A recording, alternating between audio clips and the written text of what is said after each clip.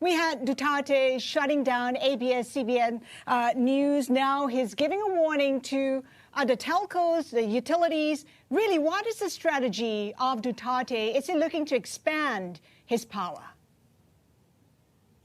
Well, on one hand, the numbers have been clear. Whenever the president attacked the so-called oligarchs, whenever he pulled off that kind of populist maneuver, it helped his numbers. In fact, it was around fourth quarter of last year when he attacked big business groups like the Ayalas and Pangelinans who have major stake in the country's telecommunication. His number bumped up to net 80+%, the highest on record in the Philippines, the highest on record, of course, for the president. So now with the COVID-19 crisis in the Philippines, by some measure, the worst in the region, and the Philippines also suffering from one of the worst contractions or recessions in the region, perhaps the president is feeling that once again he wants to pull off that populist card, and that might help his numbers because, we still don't have satisfaction or approval ratings of the president for this year for some strange reason. They're not releasing it, the top agencies. But if you look at proxy surveys like Quality of Life Trend, the numbers are worst on the record. So it seems the president is sensing discontent and potential political backlash.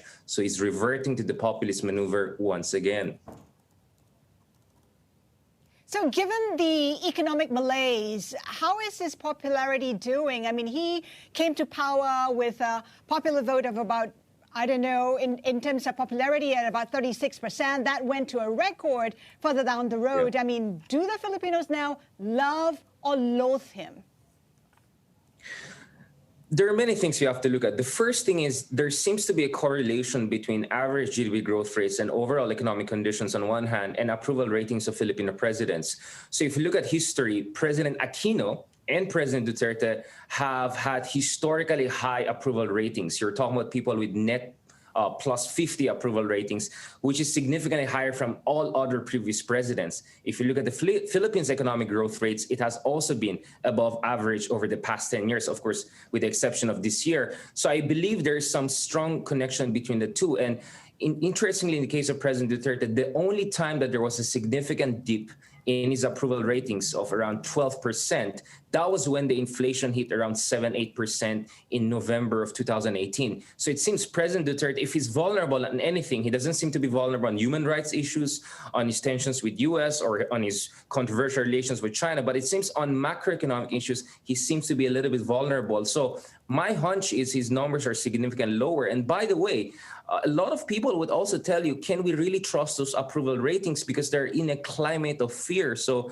just in a webinar the other week, I asked the head of the Philippine Social Weather Station, one of the leading poll agencies here, I asked him, Mr. Mangas, I asked him, is the factor of fear a possible contribution to his historical high number in the past? He could not deny that. So I think we have to take his numbers also with some grain of salt.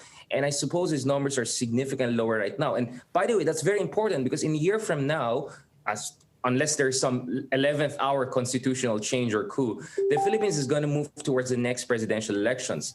You see, if his numbers are not good now, that will affect his ability, undercut his ability to put a preferred successor, either his daughter or his longtime aide, Senator Bongo, as his successor. And this matters because the Philippines, similar to South Korea, is a country that is very brutal to ex-presidents. And Duterte has made a lot of enemies in the Philippines and around the world. So he's going to watch out for what's going to happen after 2022. That's why it matters what he does in the next coming months and if he can regain the public trust of the people. So I think there's also an element of quite desperation there for the president to regain the trust of people. So I'm not surprised that he got quite personal and is once again back at attacking the so-called oligarchs in the country.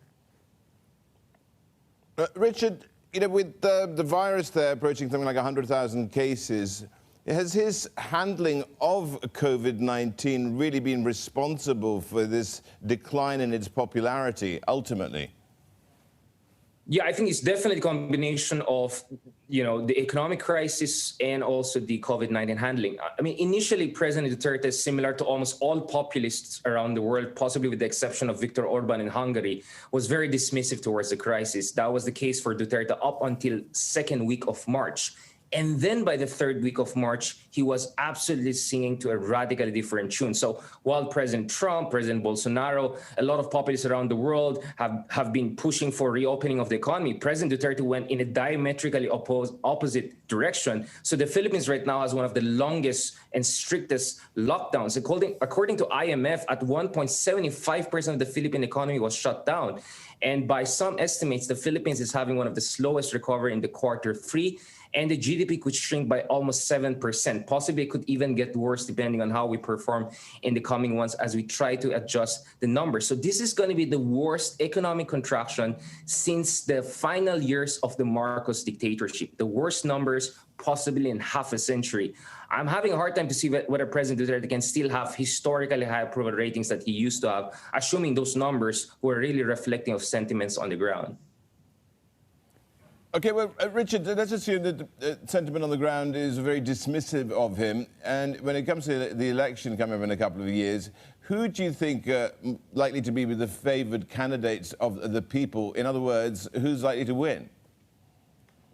Yeah, I think depending on how the economic recovery goes, which is not very good. And by the way, 4 months into this crisis, the president is yet to come up with a consolidated stimulus package or recovery package. I mean, the U.S. Congress criticized for political paralysis has passed several rounds of that already, not in the case of the Philippines.